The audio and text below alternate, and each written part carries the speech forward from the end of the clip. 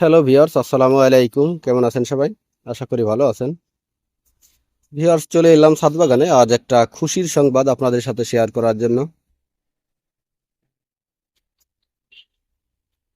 এটি হচ্ছে স্ক্রিনে যে গাছটি দেখতে পাচ্ছেন, এটি হচ্ছে সাদা জাম। মাত্র 8 থেকে 9 দিন আগে আমি গাছটিকে রোপণ করে দিয়েছি।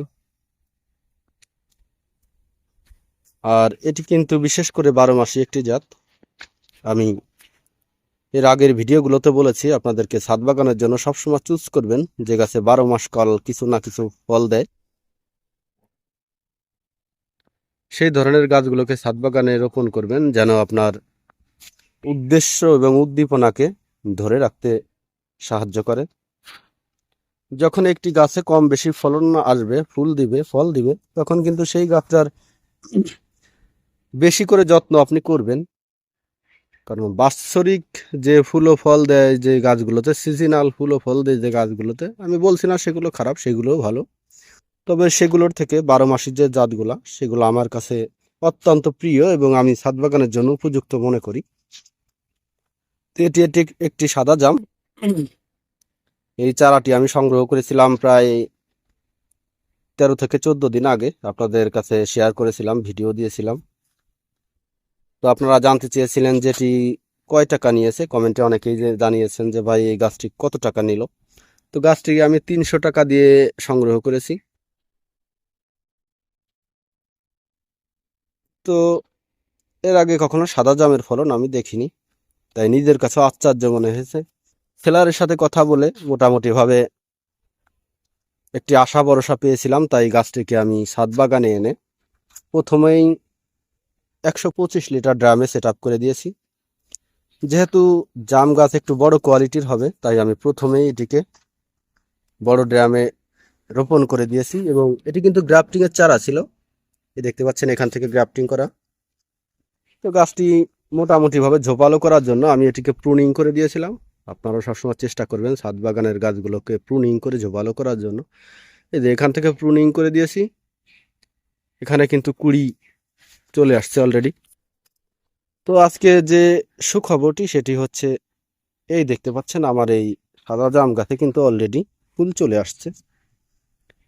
মাত্র কয়েকদিন হলো রোপণ করেছি, এর মাঝেই ফুল চলে আসছে।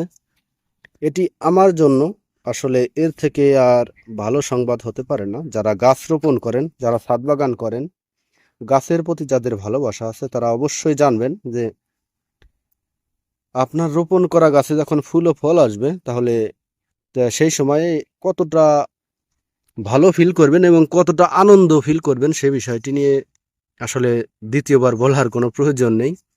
এটি বললে বোঝা যাবে না, এটি শুধু অনুভব করার বিষয়।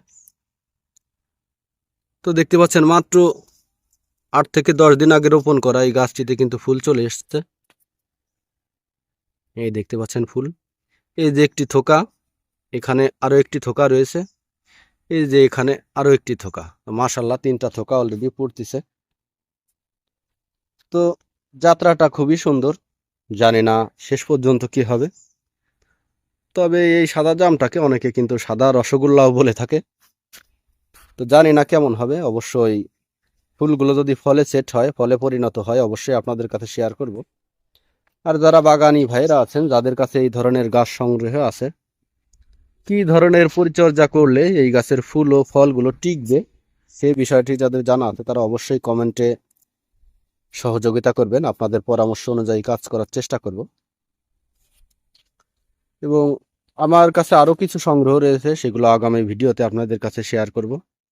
সাদা জাম, কালো জাম, মিসাইল হক জামরুল, বিভিন্ন জাতের আনার, মালটা, কমলা, কেনু। তো বিভিন্ন ভিডিওতে এগুলো আপনাদের সাথে শেয়ার করার চেষ্টা করি।